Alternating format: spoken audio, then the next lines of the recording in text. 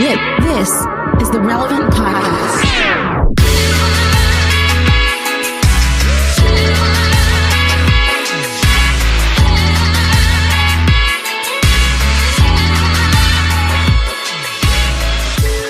It's Friday, July 16, 2021, and it's the Relevant Podcast here in Orlando. I'm your host, Cameron Strang, and joining me from Loverland, Virginia, it's Jesse Carey. Hello, hello. From Austin, Texas, author, podcaster extraordinaire, Jamie Ivey.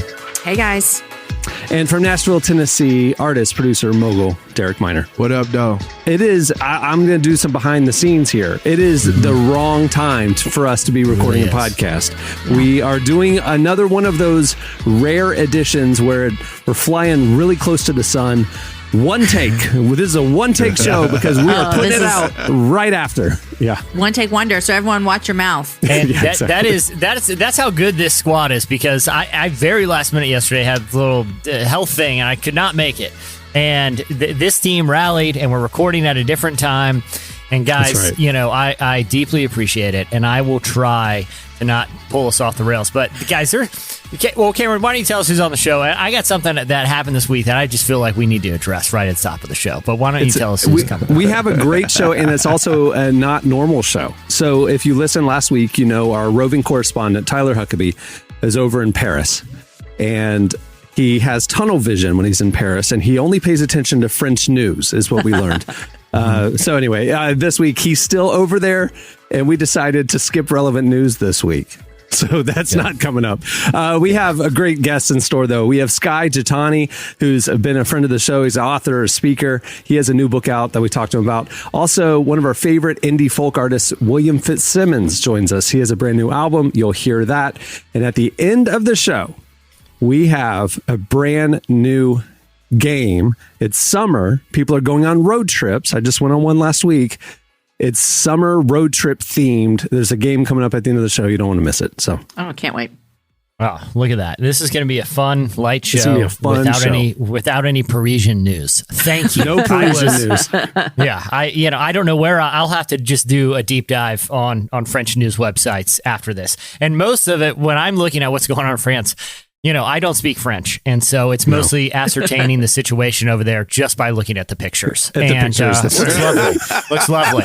Looks lovely. I can't actually tell what the social or political climate is, but it's a lot of people. I'll say this: French politicians appear to dress better than American ones. So that's the main takeaway. That's the main headline. Look how sharply tailored their clothes are. I was going to bring some lunch wine to the recording with Tyler, because that's what we talked about last week, but he's not even here. So no, you'll have to hold down. I'm just going to stick to vodka. Yeah, you'll have to hold down the lunch drinking for it first, Jamie. Yeah. All right. Okay. So, guys, real quick. I've been thinking about this a while, and just how particularly Twitter has conditioned us just to be outraged all the time. And look, there's a lot to be outraged about. I'm not necessarily saying that there's a righteous anger that we should have towards a lot of things that are happening in the world, but I think sometimes it's going a little too far. So I was following, you guys know my feelings about space. I think space is lame and I never want to go. It's too expensive. And it seems I do not understand this part of you. You're always up for adventures. But you like UFOs. Right. I like UFOs because they're coming to us. Okay. It doesn't require me to be strapped into a seat for 10 hours. And then the pinnacle of the experience is looking out a porthole window that's barely bigger than my head. Okay. I can go to an IMAX and have a way cooler space experience and not risk my life and have to pay $500,000 for a backseat ticket. Right. But, this week, the big news was Sir Richard Branson. The billionaire, he took the first ever Virgin Galactic flight to kind of the edges of space, and he filmed it. And back in the day when an astronaut would go to space, all right, when they would come down, there would be parades across the world for them. Humanity was just hey, look what we did. We went to space. Okay. This is how Twitter has changed how we're just conditioned to think about human achievement, right?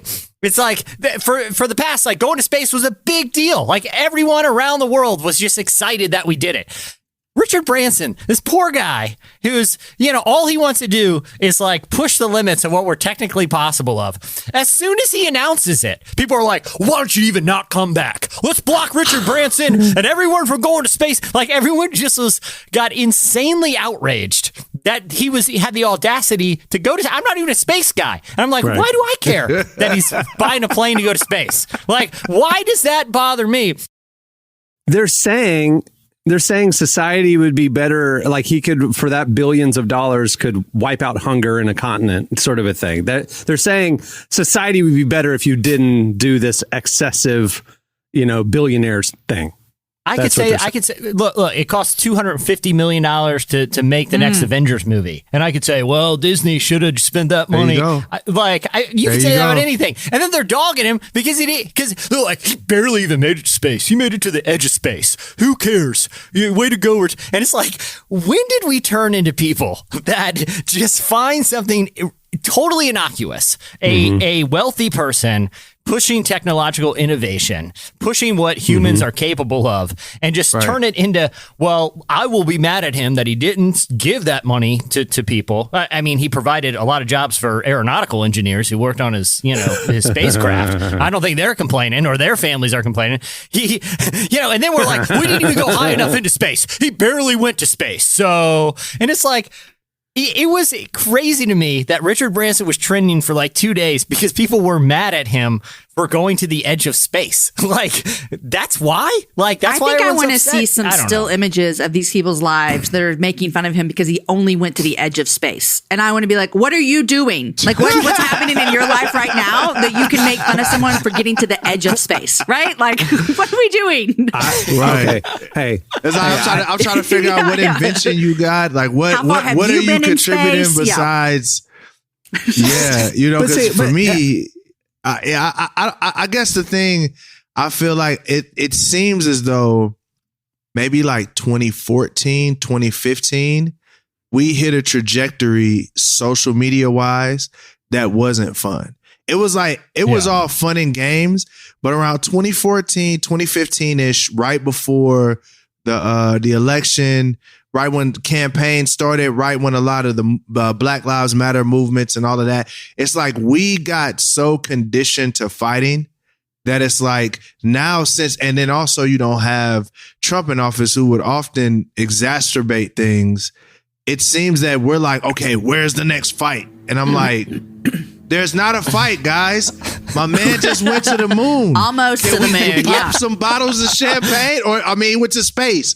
Can we pop some champagne for Brody? Like, hey, the Suns are in the playoffs. That's cool. You know what I'm saying? It's like, everybody hates the Lakers until the Lakers aren't in the playoffs. And then now everybody is mad that the Lakers aren't there. It's like, what do you want? And you don't hear anybody say, well, Chris Paul shouldn't be taking $30 million. He should give at least $20 million of that. And it's like, it's just finding outrage over stuff that's like, guys, can we all just cool it here? And just like, it just all gotten so mean. And like, you can only imagine Richard Branson like landing back down to earth. Like, dude, I'm back, guys. We did it. Humanity, I'm 75 years old. I made it to the edge of space. This is a new frontier. The first commercial, like, this is a great thing. And then he's like, I'm going to check my Twitter and see what everyone's saying. No. Don't let him back to earth. Like, what did I do? It's like, what was Richard Branson's crime? This guy had the audacity to barely go to space. Like, barely. Okay, Jesse, let me say this. Are you devil's advocate now, Cameron? Barely go to space, though. I mean, I'm not ever going to call him out for getting to the edge of space. But Jesse, here's my disappointment in Sir Richard Branson, who is one of my heroes. His autobiography is amazing. Oh, dude, seriously, he is a visionary. He was disruptive. He's the man. For sure, I'm telling you, I love him. Anyway, Jesse, here's the deal. Outer space is defined in the larger scientific community as 62 miles up. Okay. Blue Origin and all the others define it as such. Suborbital space starts at 62 miles. The FAA in America, airplanes, etc., define the edge of space or the top of our flyable atmosphere to be 50 miles. Okay. Yeah. Richard Branson went 52 miles, floated for 4 minutes, and then dipped back down. I can understand the criticism that you didn't actually go to space because you didn't cross 62 miles. Also, if you're going that close, why can't you just go a little higher and just get into actual outer space, 8 miles away. Look, I get You're it. right there. It was just disproportional outrage. It was not like, it wasn't like funny stuff. It was like, and same thing about anger. it is same. And look, I know a lot of people have beef with Amazon, even though they probably use Amazon every day. Every day. All these people that are like, hey, here's a petition to not let Jeff Bezos re-enter the atmosphere. Oh, that's great. You don't like his business practices, so let's call for his murder for having the audacity to use his own money to push the limits of aeronautical technology. His own money. Like, give me a break, guys. Give me, It's crazy. Let's preserve our outrage for stuff that's actually outrageous, and not say like, using American consumption to push the limits of technological innovation. It's, come on now. People lose their credibility when they get so mad at a stuff that's like 50. To your point, Derek, 50 years ago, our parents would have had parties. We'd all been watching it on TV. Yeah. It was a huge deal. Yeah. And now it's like, well, that dummy couldn't even get to the, it's like, everyone, let's pump the brakes here and just have a cool moment that we can share, And Jesse, I think you made a great point there. You said when you're outraged over everything, you begin to lose your credibility. And I feel that way.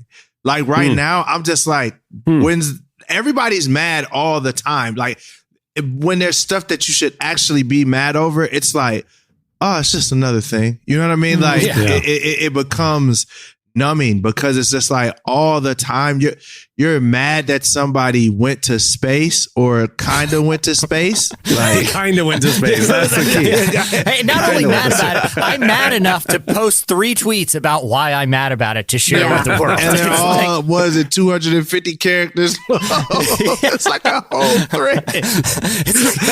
How is this hurting you, random person that's mad at Richard Branson? Like, how did his low, granted, he could have gone a little higher. Little higher. All on the same page. Just his extra 8 for sure. He could have avoided this. Something had to have happened.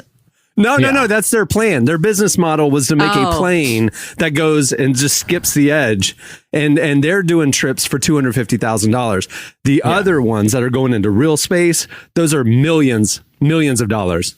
Yeah. So I would pay $250,000 to go 52 miles up. That's their business model. Is they fly out of the New Mexico desert.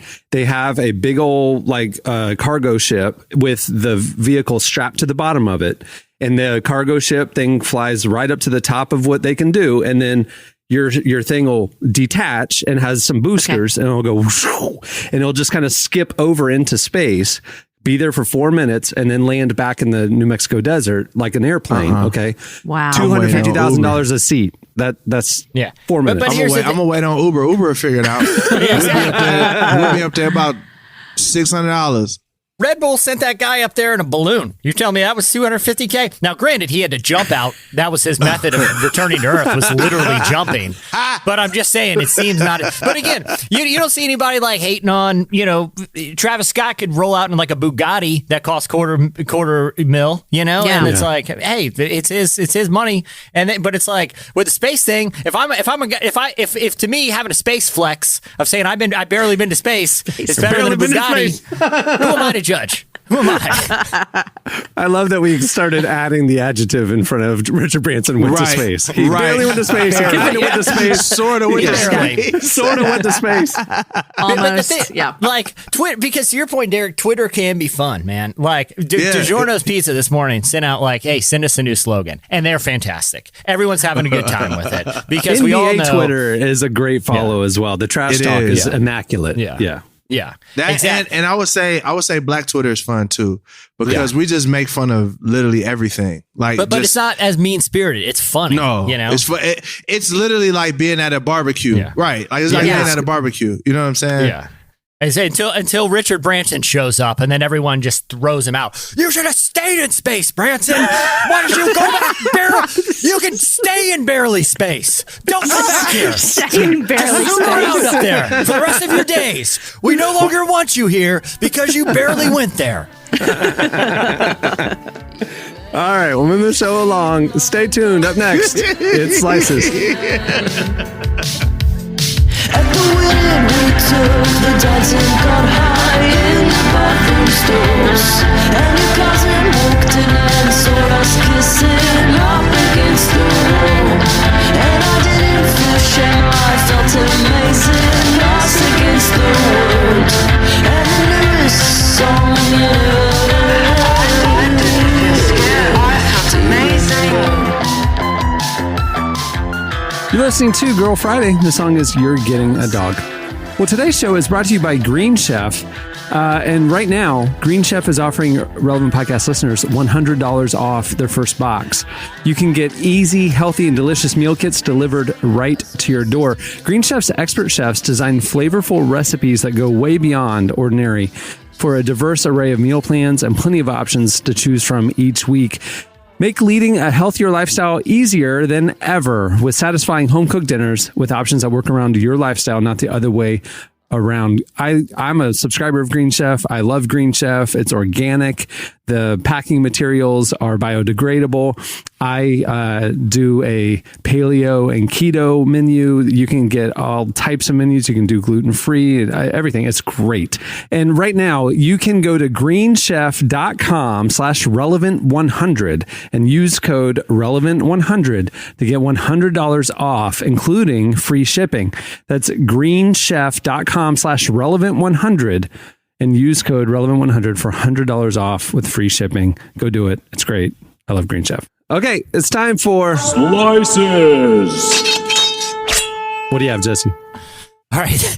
Well, speaking of spending tremendous amounts of money on laughable things, the Creation Museum has announced fundraising for their new project. And maybe, hey, I don't know. They haven't released the design specifications, but who knows? Maybe they're going to make this thing to barely space. Maybe this new project will get Ken Ham to the edge of space, and him and Richard Branson. Humanity just can demand that they stay there.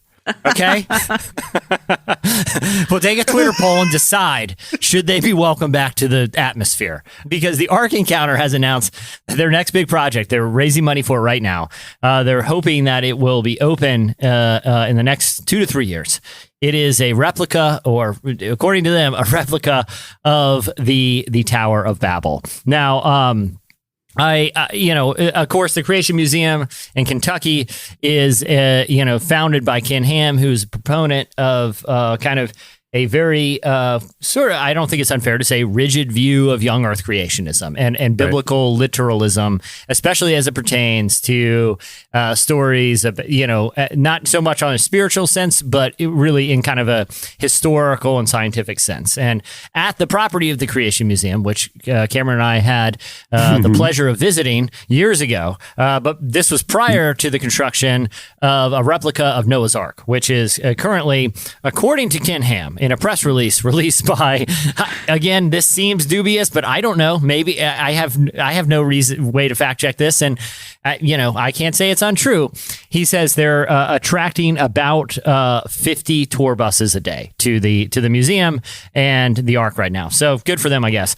But here's what gives me a little pause. Well, once again, I don't really have an opinion about people want to donate. Yeah.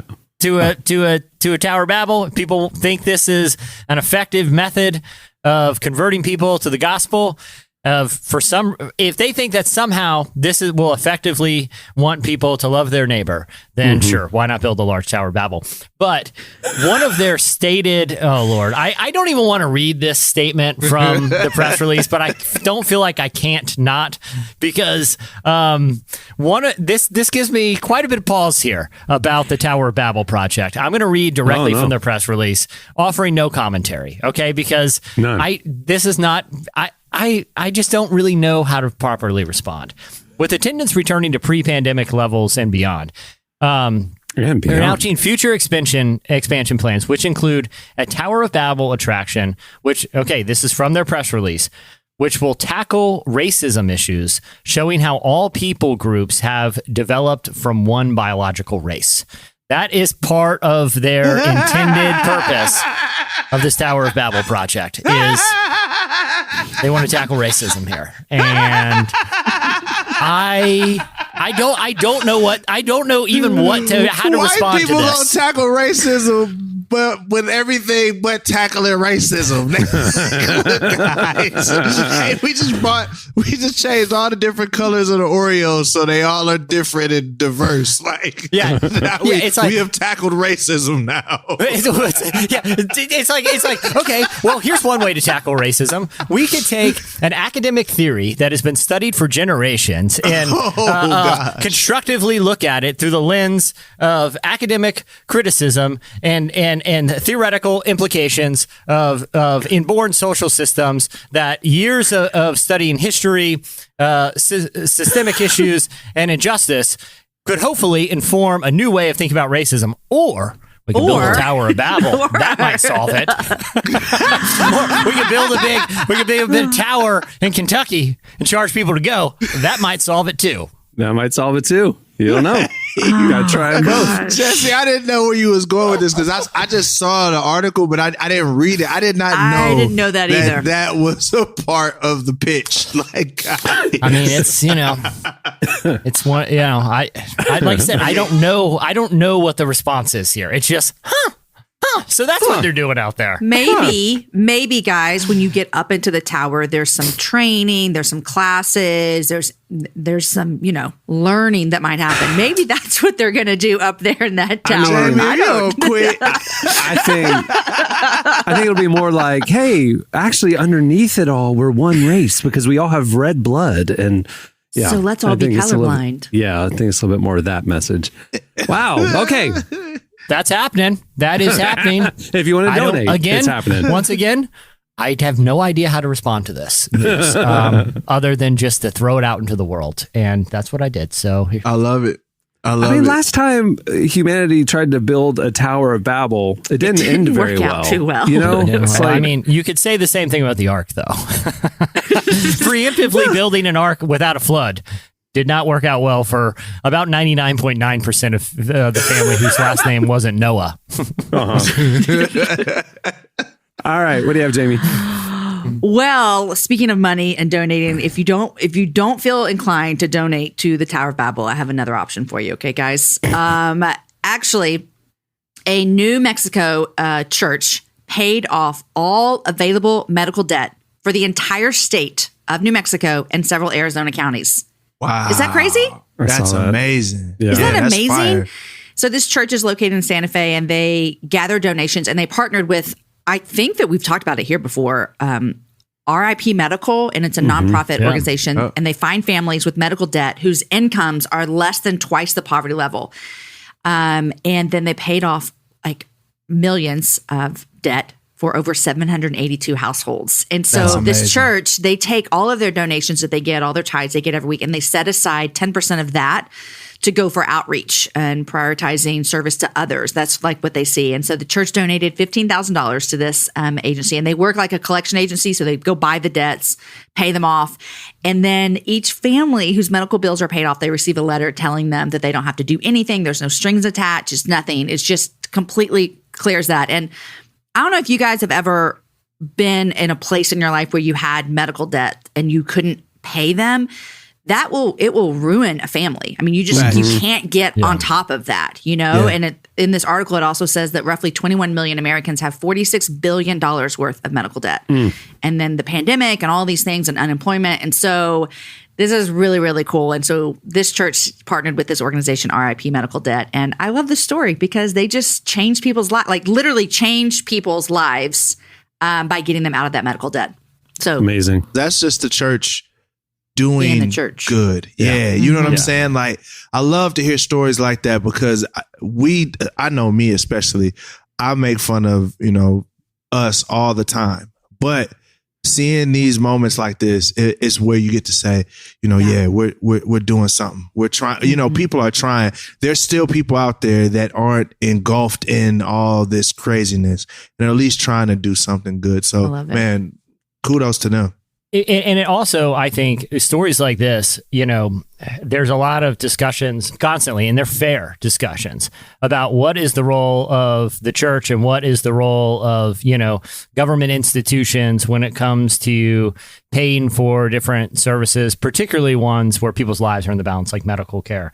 Mm-hmm. I do think it's interesting to, and people who say, well, it should be the church's job to take care of those deficits. Let's remember here, it's literally newsworthy when a church does it. Okay, right. That shouldn't be the case. If you're an advocate for, hey, it's the church's job to take care of people and not necessarily, social programs or government institutions, it's still literally newsworthy when churches do it on this scale. So I think that, and that's not disparaging. I think it's amazing. I think it is an awesome outreach. But let's not let this be the outlier where when it happens, it makes headlines around the country. Shouldn't this be the job of, especially for people who kind of make that? And I'm not, again, I think there's lots of discussions people can have and different opinions about it. But I do think that context is important. This wiped out the debt of 782 people, our households. Families. When the amount of medical debt that a lot of families in the country are facing is nearly $50 billion. Like that if the church wants to step up, that's a lot of money. And so I think it's awesome that this church did this, but hopefully it sparks other churches to kind of, find creative ways to help people that are in need, And as far as like talking about impact of like your giving, the thing about buying up medical debt is fascinating that the hospital has basically said, or the doctor or whatever has basically said, I'm never going to get this money. So they take the deal, they'll sell the bill to a debt collector. Let's say it's $1,000. They may sell it for 10 cents on the dollar. Yep. So they'll get, the doctor will get the $100 at least. It's better than zero. And then the debt collector paid $100 for that $1,000 that you owe, and they're going to come after you, and they'll make $900 by getting the money from you. That's why they'll negotiate.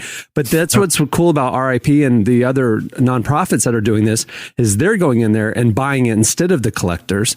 So if you gave $1, that's like tenfold the impact. That's the cool thing is like talking about multiplying impact. Buying pennies on the dollar and changing a family's life. Come on, let's do it. And that's that church donated. Yeah, they donated $15,000, which is a lot of money. That's not saying that's not a lot of money. $1.5 million in debt. Exactly. Yeah. So look what it did for their 15 grand. Yeah, it's unreal. Yeah, I love it. It's a tangible way to be an impact. You know what I mean? So I love it. Yeah, all right. Awesome. What do you have, Derek? Well, mine isn't so happy. We're solving racism. We're solving medical debt. So we already solved racism. And we're solving medical debt right now. We're in the middle of it. Shout out to the Church of Nevada. But we haven't figured out this climate thing.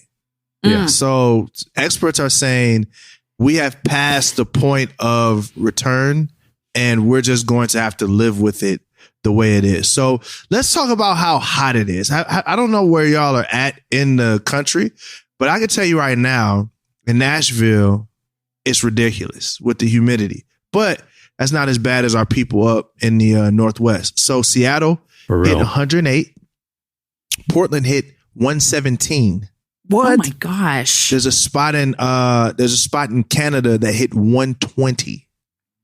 And those places don't have air conditioning. You know what I mean? Like when you go up there, because it's always in the 50s. They don't have air conditioning. They're dying. Exactly. So the wildfires are going crazy. They're saying California's going to have the worst year they've had. I feel like ever. They say that every year. Like it's just getting worse and worse and worse. Exactly. Yeah. So now it's like wildfires are so hot, they're creating their own severe lightning storms. So it's getting so hot, it's creating lightning storms. And in the Sacramento River is so hot that it is literally cooking the salmon population to death. Oh gosh, I love salmon. I cooked salmon to death last night. It was delicious. I know, I love salmon. This is preemptively happening before it gets to your kitchen. Before it gets to our house. Right? Oh my gosh, it's preemptively happening. So they're just saying that we've passed the point of return, and that now we have to live with it, and we got to find ways to deal with it. So. And they said that it's accelerated. There was one specialist who said that he expected maybe mid-century that we'd get here, but we've gotten here, a lot faster. So, guys, we got to do something. We got to do something about this climate. I heard it described once because, a lot of times skeptics during a cold winter snap will be like, where's your global warming now? Yeah. It's like crazy blizzards or something going on and whatever. And it's like, that is so ignorant because the thing about climate change is that the seesaw is just getting more extreme. So it's like it's more harsh winters, stronger hurricanes, higher floods, higher heat. It's all the above. It's just the instability of the climate is going to get more and more extreme. And that's what we're living with. And that's what's going to continue because it's how do you get a seesaw that's going crazy to come back to normal? I mean, it takes a lot of time and effort. So. Do you remember last year during like massive lockdown, like early on in summer? And do you remember when they would say like some of the changes they were seeing in the climate because of the way that society stopped for a minute? Yeah. That's so interesting. And then, here we are right back in it. And it felt like it took this, global pandemic for people to stop. And we saw effects in our climate. And it almost makes me think, is it possible to see that without that? You know what I mean? Like now that we're on this point of no return, is it possible to change things without this massive shutdown? I mean, I know there's things that you can change with oil and gas, all the things, but yeah. Well, what I worry about is balance. The world has a way of balancing itself out. And usually if the world does it, it does it without warning and it does it unmercifully. So I'm like, yo, if Mother Earth has to say, you know what? It's too hot, guys. I got to do something to cool off. That's going to leave us at a huge disadvantage, and that's just how the world works. So it's like what my mom used to say. You better fix yourself before I fix you. When she say that, that means that we're in a bad place, and I feel like that's kind of where we're at with the earth. Well, and part, it's become such a unnecessarily partisan issue where, I think the worst thing to happen in the, climate change PR thing was it happened to be, Al Gore was, one of the early, and it just kind of got labeled because obviously he was a politician, it was automatically associated with his political party, but it wasn't always like this. I mean, there's a clip from years ago of Al Gore when he was a senator. This is long before he was, the vice president under Bill Clinton. He was involved in these basically taking core samples from glaciers to understand the atmospheric conditions of different sort of ages of history. And, you can watch this clip because he's on the 700 Club with Pat Robertson talking about it. And this is, 20 years ago before at that point, this issue was just an interesting science issue that humanity should be aware of. But it became partisan. And when things become partisan, weird lines get drawn in the sand when they have nothing to do with partisanship or really ideology or policy. This was something that was appropriated, in sort of this culture war unnecessarily. And it's really damaged the way that people objectively think about it. And, partisanship has a tendency to poison things. But then also there was this injection of just like awful theology at one point, too, where it's like, I'm not going to be arrogant enough to believe that humanity can change something so that God designed, like the atmosphere. It's like, that is preposterous. That goes against one of the early principles of Scripture, which is we are stewards of creation and we absolutely have the power to destroy it. God endowed us with it when he said, we're stewards. Like, I can go and kill all the grass in my yard, and it's not me saying I'm arrogant enough to be bigger than God. No, he put us here, said, you guys are in charge, and we're if we're actively destroying it, we have to come to some sort of, realization that this transcends partisanship. This is a potential humanitarian catastrophe that there's no harm in reaching across the aisle or reaching across the theological spectrum to all come together to try to find a solution for here. You know what just happened? We not only in this segment have solved racism, we've solved medical debt. With Jesse's advocation, we just solved climate change and created a path for a new future. This is substantive content, people. It only goes down from here, just check it off the list. It only goes down from here, guys. Just letting y'all know. All right, that'll do it for Slices. Stay tuned. Up next, Skye Jethani joins us. She can't help herself at all. She's falling deep in love. Can't give you what you want. My bad, I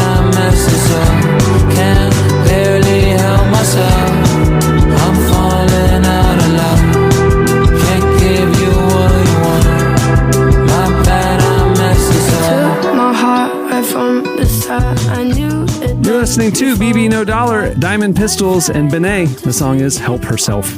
Well, today's show is also brought to you by the UHSM Reset 2021 Summit.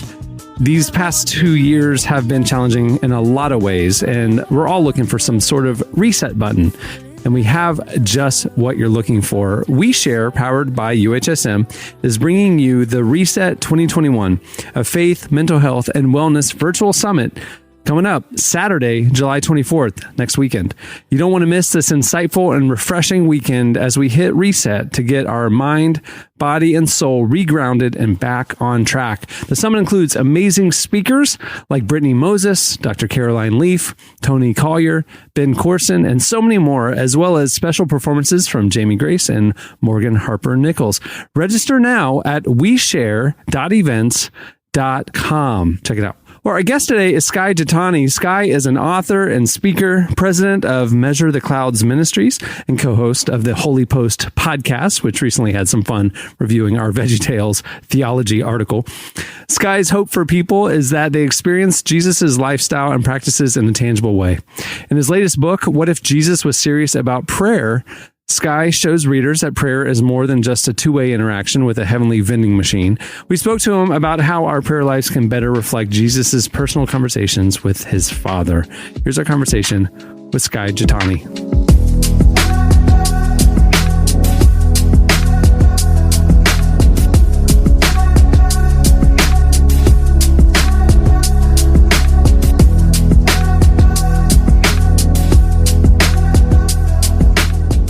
For the most part, people use prayer as a means of trying to control God. They use prayer to manipulate God to get what you want. God in that becomes a means to an end. And in pagan religion, you would see that as magic or incantation, right? You say the right magical words and the deities do what you want. You make the right sacrifices and you get the right output. And we kind of carry that into the Christian mechanics of prayer that say, and it takes different forms. For example, in more sacramental or Roman Catholic traditions, it's, well, if you pray to this saint, or if you say these words, this is the outcome, or, you bury St. Christopher or whatever it is in your yard and your house will sell, and those kinds of superstitions. Even in evangelicalism, we've had, the prayer of Jabez, expand my territory, and various other forms of prayer. We even take some of the parables of Jesus and fundamentally misunderstand them. So the prayer of the persistent widow, or the man who goes to his neighbor asking for something to serve to the guest who came in.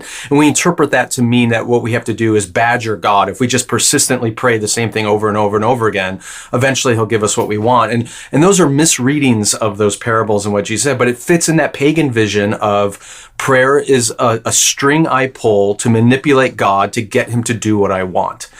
And that is the antithesis of what Scripture teaches about prayer and what Jesus modeled in the way he prayed. So what is your proposed remedy, or I guess we should say, what are the gospel's proposed remedy to this kind of prayer? What you see Jesus modeling is not a form of prayer that is an attempt at controlling the Father, but a form of prayer which is primarily focused on relating to the Father, of communing with God. You see that in the Lord's Prayer. You see that in the parables that I unpack in the book. And here's the primary difference is pagan prayer at its core is about trying to get something from God. Whereas true Christian prayer, the kind of prayer that Jesus models, sees God himself as the goal. It's not about what you get from God. It's about the fact that you're with God in the process of prayer. And that's the ultimate goal. That's the ultimate desire. Yeah. By all means, in the context of that relational connection, you will have requests and desires that you make known to your Heavenly Father. And he graciously says yes very often to those things. And he also graciously says no. But that's not the centerpiece of prayer. It's a peripheral element of prayer, but it's not the core. Another way of putting it would be this. A lot of us think that prayer is primarily communicating with God. And I think what Jesus reveals to us is prayer is primarily about communing with God. Yeah. And sometimes that communion requires communication, but sometimes it doesn't. And there are forms of prayer that he practiced, that ancient Israel practiced, that the early Christians practiced, and that people still practice today, in which communication really isn't the focus at all. It's about being and abiding in the presence of God.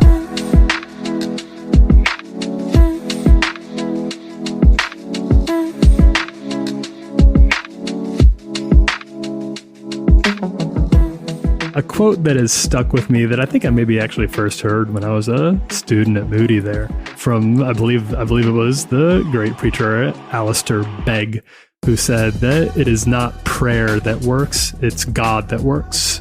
To what degree do you agree with that? It's not prayer that works, it's God that works. I think I do agree with that. There's a chapter early in my book where I talk about the common assumption that many of us hold, and certainly non-Christians hold as well, is that what makes prayer effective is the power of the person praying, right? The character of the person praying, the righteousness of the person praying, the morality and spirituality of the person praying, that's what makes the difference in the outcome of prayer. Mm-hmm.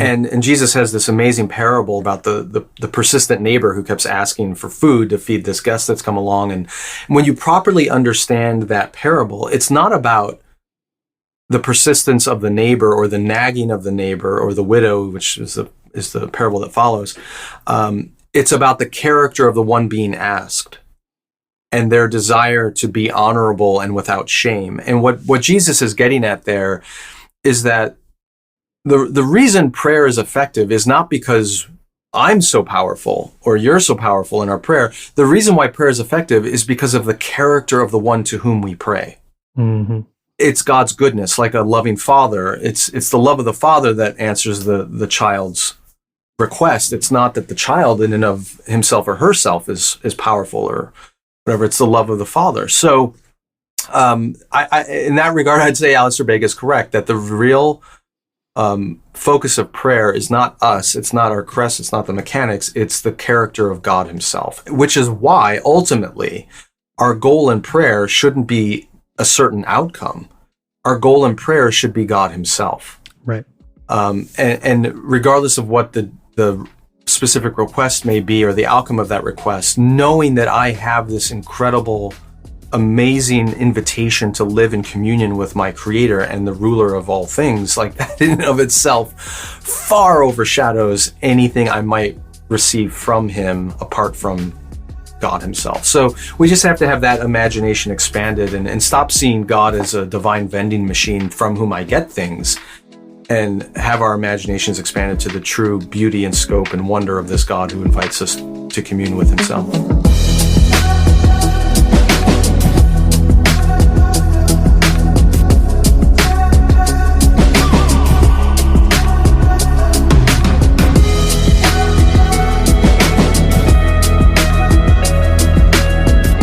That was Skye Jethani. Make sure to check out more from that interview over at relevantmagazine.com. And stay tuned. Up next, William Fitzsimmons joins us. I don't know how you make go away, but I know you will.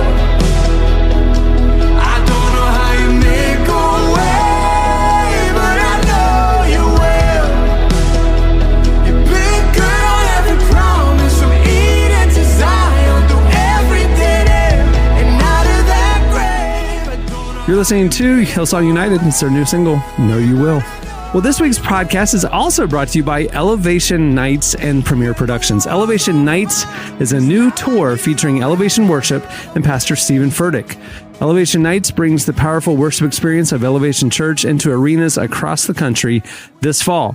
But the tour is more than a concert. It's a full worship experience as Pastor Stephen Furtick preaches and Elevation Worship leads some of their songs, including Graves into Gardens, Rattle, The Blessing, and more. The 8-city tour will make stops in Atlanta, Nashville, Tulsa, Fort Worth, Houston, Orlando, Sunrise, Florida, and Jacksonville. Tickets are officially available now at elevationnights.com. Go check it out, elevationnights.com. Well, joining us now is William Fitzsimmons. He's a singer-songwriter whose music offers an honest and inward look at life. In his latest album, Ready the Astronaut, he explores the highs and lows of his past by examining how those experiences will shape his future. We sat down with him to talk about his music and how writing vulnerable songs has become a sort of therapy for him and hopefully others. Here is William Fitzsimmons. For years, I watched you turn away, but now it seems cliche that maybe you were young. I should have let you out. Yeah, music's been pretty important over the last year, but as a fan and as a creator of it too, it just helps you. I don't know, sometimes it just helps you get through. It's not a complete, like, I don't necessarily like the idea that like music can save you, even from coming from psychology. I think music is good at like uncovering emotions that you need to process, but as far as like getting to the next step, maybe it's done that for a lot of people. It's never done that for me. For me, it's like, oh, there's something I need to work on. Songwriting to me is like, I'll write a line and then come back to it the next day and think like, holy crap, that's actually like, that's true. Like, that's exactly how I'm feeling. And that's so bizarre, but I think writing, and it doesn't have to be music, but just writing in general allows me, and I think anyone, to be more honest and to reflect on that honesty than if you're just thinking about it. There's something about it just being inside your own head that it never changes.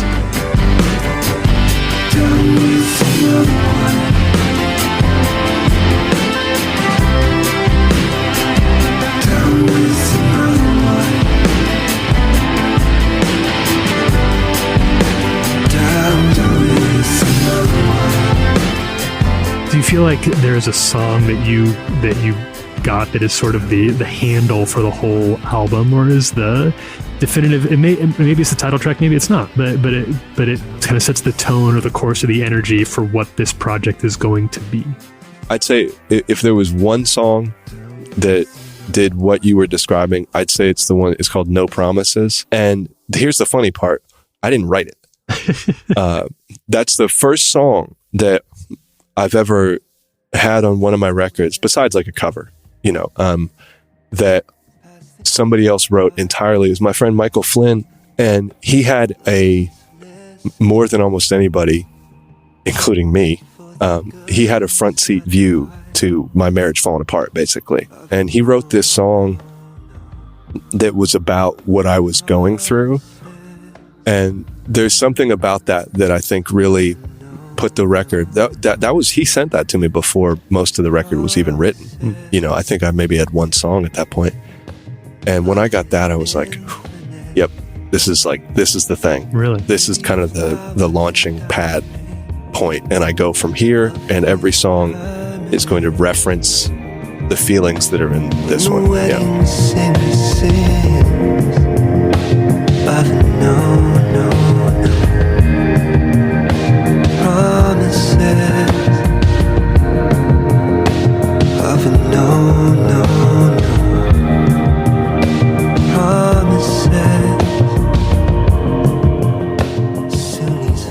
If somebody's not emotionally in touch with sadness, they hate my music, and I completely get it. Would you call that your currency maybe as an artist, is a little more despondency? Yeah, 100%. And I feel zero guilt about that whatsoever. When are you going to write a happy record? When why do you write something a little more like upbeat or up tempo? I mean, yeah, it's not, look, I'm not that big to where there's even that many people saying anything on either side of it. But the answer is, I don't know. Maybe, but I really doubt it. Like, I like writing about hard stuff. Like, that's where I get joy from that. I get like release from that.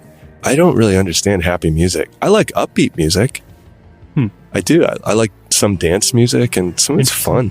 Like, I'll listen to Dua Lipa, or Katy Perry, or older Taylor Swift, like with my kids, and we'll dance, and it's great. It's fantastic. But when I sit down by the piano or pick up the guitar or whatever it might be, my mind just goes to the more difficult stuff. But I do that in conversation too. Like, that's what I like. I like if I'm at the merch table after a show and somebody starts talking to me about like psychology or some hard thing if they like literally like really, really dark stuff, if they're like, yeah, my dad died 2 years ago and your song really meant a lot to me. Like, let's talk about it. That's the stuff for me.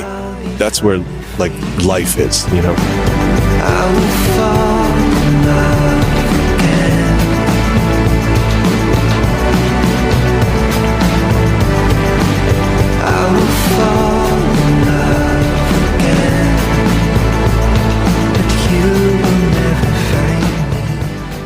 was William Fitzsimmons.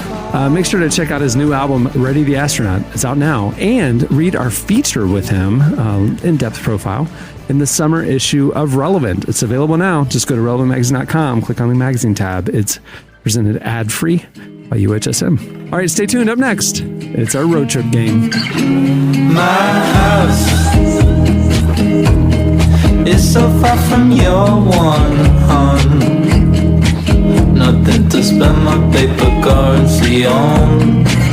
The big man said city life, get you in the city for good. Ain't allowed to step a foot out of my neighborhood. You're listening to Declan McKenna. The song is My House. Okay, I told you at the beginning of the show that, you know, it's summer. There's a lot of road trips happening, a lot of vacations and stuff. So we wanted to do a game kind of tapping into the theme of the season. Have any of you guys been on road trips recently? Yes, and I'm going one today. Yeah. Oh, congrats, Rolling out tonight. Where are you going, Jamie? I'm going to a lake around here, but then our family is driving to Colorado later, Wow. and that will be a road trip. That's awesome. a trip. That's a road trip. That's a trip, yeah. I got visited by a buddy the other day who, during the pandemic, bought an RV and drove from. It was somewhere out that way, like Colorado-ish or somewhere out there. That way. And he was going to do a whole East Coast road trip. It took him 30 hours to get here. And actually, no, they're in Austin, Jamie. Oh. Anyway, drove 30 hours, was going to head up the coast from here. And he got to my house. He's like, hey, we discovered we're not RV people. It just sounded great. That is a thing. Sounded great to do the RV life, but turns out just not RV people. So maybe rent. So if you're going on a road trip, maybe rent one first, because it is a thing. I was like, what's wrong with it? He goes, well, vacations are supposed to de-stress you. And he's like, now imagine having to pack up your whole house, but having to buy items in your house that are lighter and more expensive and easy to get lost on the road. That's RV life for you. So anyway, just a little road trip pro tip there. And when I was in college, I was extremely broke, and I mean, like a lot of us. And there's this guy that asked me, he had bought a car in North Carolina. He wanted me to drive it from North Carolina to Sacramento, California, and I did it in 3 to 4 days. I slept in the van, and if you just take I-40, you take it from Asheville, North Carolina, all the way to Bakersfield, California. And you just go up. Yeah. That's like I-10 from here. It just goes all the way across. 40 goes all the way from Asheville to Cali. I've done the Tulsa to Virginia Beach drive numerous times. I did it one time by myself in a straight shot. It was 22 straight hours. See, hey, I did Tulsa. I did Tulsa to Orlando by myself 10 times, 24 hours straight through. I don't even bother to stop. Just go. Yeah. Just Red Bull and gummy bears. Pro tip, we do not advise anyone to do that. Don't do it. That is dangerous, unsafe. Bring a buddy. I was broke when I did it. Don't do it. Yeah, what am I going to do? Pay for a hotel? Just go. I'm a college kid. I don't even sleep in the van. You know what I'm saying? Sleep under go to a truck stop, sleep under the car for a little bit. Last week, I flew to Chicago and then took my kid to Life Fest, the Christian music festival. I learned the nation's largest Christian music festival. Nice. We had some sponsor friends that were there, and so they're like, you should come through. We're going to have a big booth. And okay, cool. So we went, and it's 3 hours from Chicago to Oshkosh, Wisconsin. That's where it was, which is like I've done Life Fest. It's huge. Yeah, it's huge. It's huge. I've never been there before. And so I'm road tripping. We're road tripping from Chicago to Wisconsin. And I'm telling you what, Derek, I have never seen so many fireworks stores. It is more than Tennessee, dude. Wisconsin people, once you cross the state line, every exit is huge fireworks. Every exit. To the point that I would point them out, like, this is crazy. And my kid was like, Dad, seriously, stop. Like, it is annoying him. Because I'm like, look, fireworks, Phantom. Like it was crazy. I've never seen, it was more than the South, dude. I don't know what's up with Wisconsin. They don't have anything to do up there. From what I understand, and someone can fact check me on this, but I'm relatively certain that between cheese and fireworks, that's about 80% of state GDP. And, it's pretty impressive what they have there. So good on them. All right. So it's time for the game. It is called Cruising Q&A. Q&A. So it's not Cruising USA. It's the Cruising Q&A. Yeah. Who made Got that? it. Clark, did you make that? That was Clark. All right, bro. Rock on, dog. About 3 weeks of work. Yeah. Tyler wrote this game, and he and Clark conspired that the vision for it was kind of that Cruising USA video game from like Sega in the late 80s. Yeah, Cruising USA. So Cruising Q&A. There you go. All right. Well, it's July, and you know what that means. Road trip. Yes, a tradition as important as the flag, mom, and the apple pie. Americans everywhere will be loading their suitcases, organizing their playlists, and firing up Google Maps for Road Trip 2021. Some will be heading west to bury their toes in the sands of Laguna Beach. Others will drive south to crash the shrimp boils and jazz fests of New Orleans. And still more will head out east. There's got to be something out east. Tyler! I just read an insult to where I live. And Jesse. I'm like Ron Burgundy over here. You just put it on my teleprompter and I just say it. One thing. Hey, good job, Tyler. One thing all of us have in common is that we know it's about the journey, not the destination. Every highway and byway of the U.S. is littered with roadside attractions, can't miss food stops, and local haunts that are the spice that gives any good road trip its unique flavor. So, how well do you know your road trips? What follows is a trivia of America's road trip destinations and the stuff you see along the way.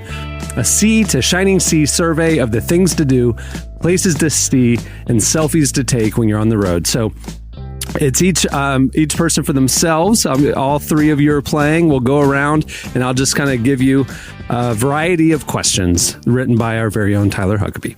All right, here we go. Jesse, you're up first.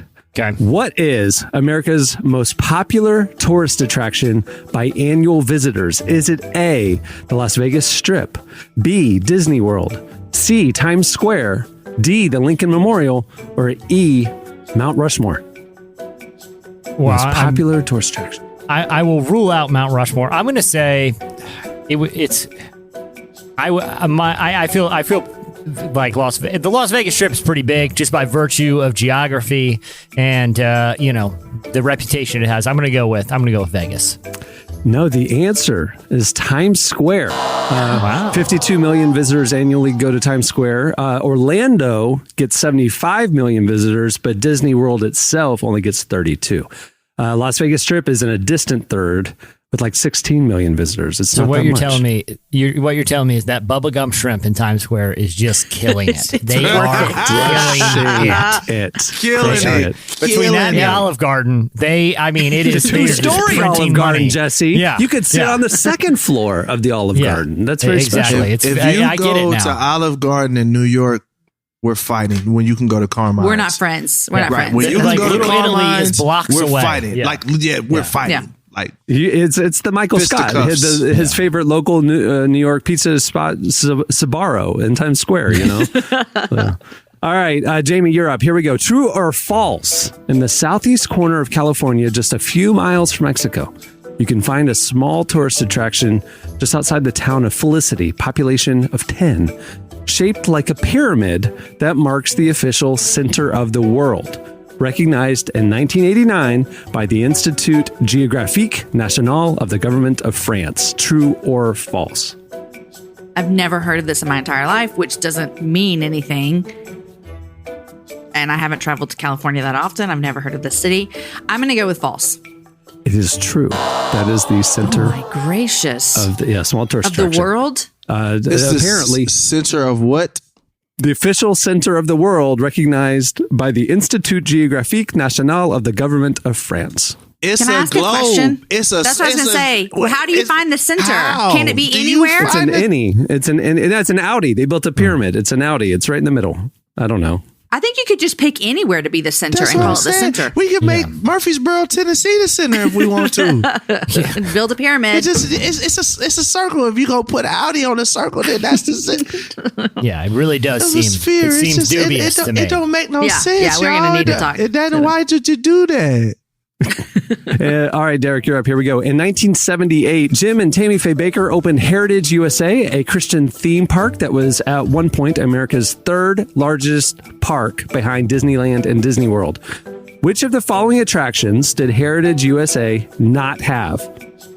Was it A, a 160-foot water slide, B, a Bible school, C, a skating rink, D, a Ferris wheel, E, a shopping mall, or F, a TV production studio? One of these things is not like the other, so I'm going to go with the Bible school. Nope. The theme park actually did have a Bible school. The only thing they didn't have was a Ferris wheel. They had the water slide, and 8-year-old Cameron went on it, first of all. I remember the water slide. I ain't never even heard of this thing before. I ain't going to even lie. Jim and Tammy Faye Baker, like PTL, the Televangelists. This was their theme park. I know who that is. Yeah, TV Studios was. Yeah. You said it was called what? Heritage USA. I got to ask my mama about that. She would know if she was into a quick deep dive. There's a really great podcast called Spectacular Failures, and it looks at these big, ambitious, everything from like Clear Pepsi to stuff like Heritage USA. The Heritage USA episode is well worth listening. Also, speaking of that water slide, a photo, I think it ran in Time Magazine and actually won an award that year, of one of the first rides on the water slide was Jerry Falwell Sr. doing the 160-foot water slide in a suit. No offense, shame, Southern Baptist style. He went down. In a suit? You don't want to just play it safe with bathing suit guidelines and do the water slide in a suit like Jerry Falwell Sr. did at Heritage USA. He did a water slide in a suit? Suit and tie. Suit and tie. Yep. As a good Baptist would. Yeah. Yeah. All right. Exactly. All right, Jesse, you're up. Here we Modest is hottest. And what? Hey, he was playing at Life Fest, by the way. That dude was playing at Life Fest. Did he play the song? The crowd loved him. No, I didn't stay. I don't know. But the crowd was really into it. There didn't seem to be any Modest is hottest backlash. I'm just telling you. There was a ton of people there. Again, like I feel like the outrage cycle is getting shorter. I didn't mean that as a jab, too. Everybody. I need to Jamie, cover my how bases dare you. here. Next thing you know, you're going to come after Richard Branson for barely going to space. All right, Jesse, you're up. In what U.S. state would you be able to find the National Mustard Museum, featuring 5,000 jars of prepared mustard from all over the world and a tasting bar to sample exotic recipes? Is that in Kansas, New York, Delaware, or Wisconsin? Kansas, Delaware. What was New York or Wisconsin? Mm-hmm. I'm going to say New York. I don't know why. I'm just going to take a shot in the dark. It just seems like geographically good for mustard seeds. A lot of faith up in them parts. The answer is Wisconsin. You got to think they love their brats up there and their sausages and their whatever. Right. They use the Makes mustard. sense. Yeah. I drove right by the Cheese Castle when I was in Wisconsin. Didn't stop, but there's a cheese castle. Castle, yeah, large It's made castle. it's not made out of cheese though, is it? It's like no, it's a big building built like a castle where they sell a lot of cheese. That's okay. The Cheese Castle. Like, that don't sound very sanitary. It's basically like Cheesecake Factory. It's a big. It's a lie. They're not. It's not a factory. That is a restaurant with an audacious menu. Hey, that menu is with ridiculous. More things than you could ever eat in your entire life. There's no way you can be good at that many dishes. Like, it's impossible to be. The menu good at is that so many big dishes. they literally subsidize printing it with advertisements. That's how big the Cheesecake Factory. That's not an exaggeration. It's like the phone book. It's like, hey, look at that. Did you know that they serve chicken fingers, mac and cheese, mini pizzas, sliders here? Also, I'm looking for a good plumber, and it says this guy's the best in town, so I'm going to give him a buzz while you guys order up. All right, Jamie, you're up. Here we go. Possibly the strangest private home in the U.S. is Bishop Castle in Rye, Colorado. Jim Bishop has been continuously building his home, which is open to tourists, out of wood and stone every day since 1969, when he was just how old? I'm just supposed to guess a number? Just guess a number. I feel like Mr. Bishop started this as a young man. 1969. And I think he would have been about 24. Oh, he was 15. 15. Oh my gosh. 15. Started building his house when he was 15. Hasn't stopped yet. All right, Derek, you're up. What is the longest road in America? Longest road in America. Bear in mind, these roads aren't necessarily as the crow flies, but it's the same road. Is it US 20 going from Boston to Newport, Oregon? US 6 going from Provincetown, Mass to Bishop, California? US 30 going spanning the Pacific Ocean in Astoria, Oregon to the Atlantic Ocean in Atlantic City, New Jersey? Or Interstate 80 going from San Francisco to Teaneck, New Jersey? Longest road in America. When in doubt, go with C. What was C? C was Third US one. 30 going the Pacific Ocean and Astoria, Oregon to the Atlantic Ocean and Atlantic City, Jersey. No, the correct answer, US 20 going from Boston to Newport. There you go. Okay, I don't want to be picky, and I've never thought about this. Technically, isn't there only one long road in this country? I mean, they're all connected. You know, like that to me. That is one long branching road. If I'm on a technicality, any road's the longest road because we're all one big long one. They're all connected, right? Otherwise, how would you get any? I-45 crosses I-20, and right? Is that what you're saying? But you're changing roads at that point, Jesse. They change names. It's not like. I mean, yes, correct. It is all sometimes arbitrarily. Sometimes I'll be driving down a road, and suddenly it's a different name. Okay, I got several of those in town. To me, that's one road. And if we're gonna go on technicalities when the name changes, then I got questions. But technically, all these roads are connected. We got one long road in this country, whether people want to face it or not. It is my cul-de-sac, same road that connects all you guys. I'm pretty sure. Tyler, why did Tyler do this to us? That's right. All right, last round. Here we go. What's the score, Clark? 0-0. Here we go. Jesse. I'm about to win this game. It's easy. Here we go. Jesse, true or false? The Jolly Green Giant statue in Blue Earth, Minnesota predates the canned vegetable brand of the same name. True or false? That seems like something that would be true. It's false. Sure, why not? This man Tyler is the worst. Jamie, you're up. Here we go. Setting us All right, up, bring it Final round. Here we go. Located just outside of Tonopah, Nevada, the Clown Motel features clown-themed rooms, a terrifying sign promising free internet and truckers okay, and is directly next to what? A spooky cemetery. B, an old abandoned church. C, a rundown one-room schoolhouse. Or D, a forgotten carnival. This is the Clown Motel. Jesse looks like he knows the answer. I do. Have you been here? Well, I do this other show called List It, where people come and just do absurd lists. I had the guy who started Atlas Obscura, which is a fantastic publication and website, and they launched a podcast recently. And he came on, and I said, "Give me a list." And he said 5 locations that sound like they're from a fantasy movie, and he did the Clown Motel, and I know the answer. That's why I'm so excited. Yeah. Okay, so I won. I think I'm gonna go with what was the last one? Rundown Carnival or something. All right. Yeah, the last one was a Forgotten Carnival. Yeah. Because it feels like those would go hand in. Jesse, tell me no. I mean, is it the church? I feel like Spooky Cemetery is the correct answer. Cemetery. It's a coal miner cemetery. It's a cemetery for people that died in this creepy coal mine around the corner. So I cannot believe we have not got one answer. Not one right. No. Correct. It's all up to you. Because no one's heard of these places. Man, Tyler's out scraping the bottom of the pot of the earth to get these questions.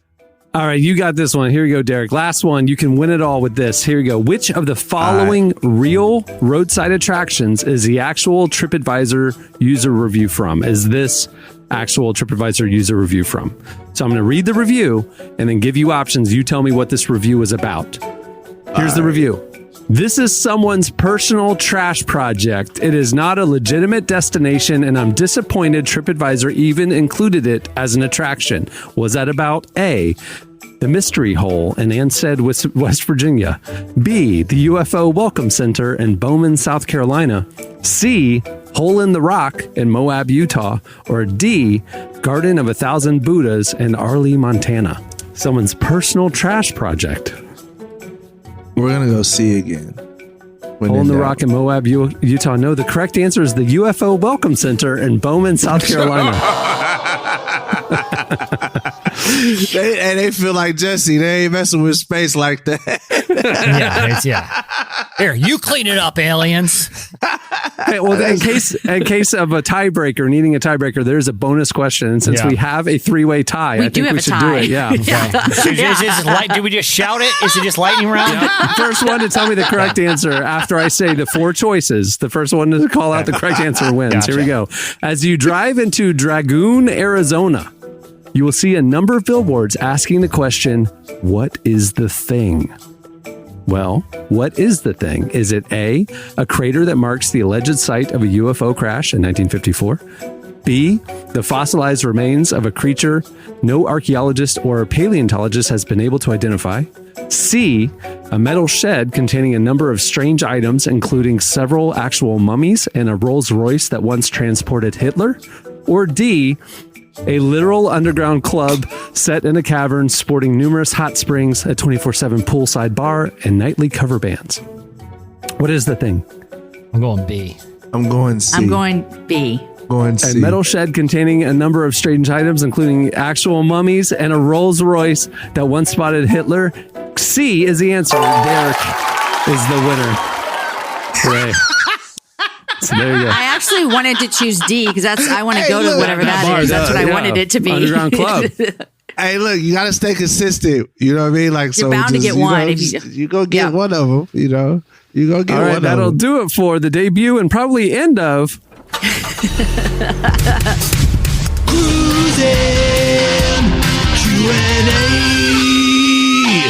Cruising Q&A. Well, many thanks to Skye Jethani for joining us today.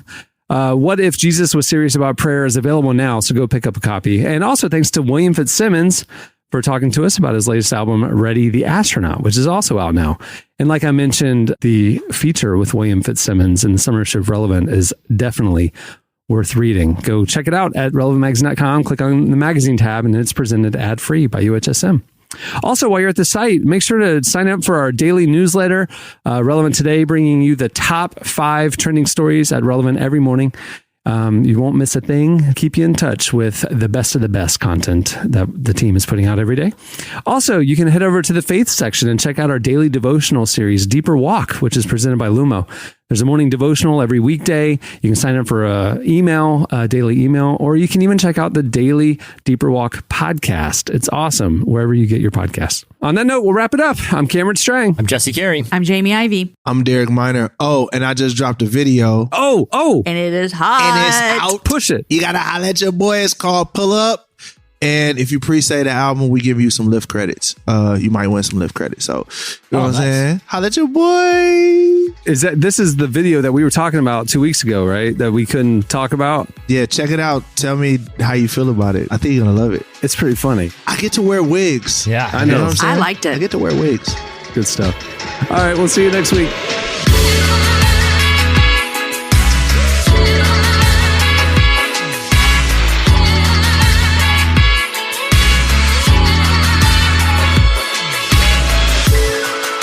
Thanks for listening to the Relevant Podcast.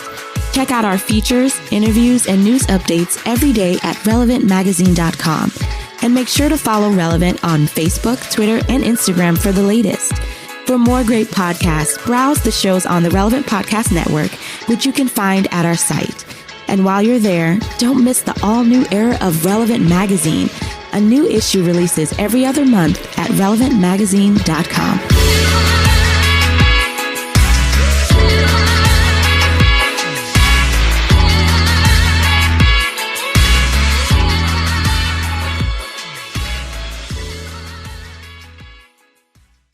You can stay in barely space. Don't come back here. Relevant Podcast Network. I earned my degree online at Arizona State University. I chose to get my degree at ASU because I knew that I'd get a quality education, they were recognized for excellence, and that I would be prepared for the workforce upon graduating. To be associated with ASU, both as a student and alum, it makes me extremely proud, and having experienced the program, I know now that I'm set up for success. Learn more at asuonline.asu.edu.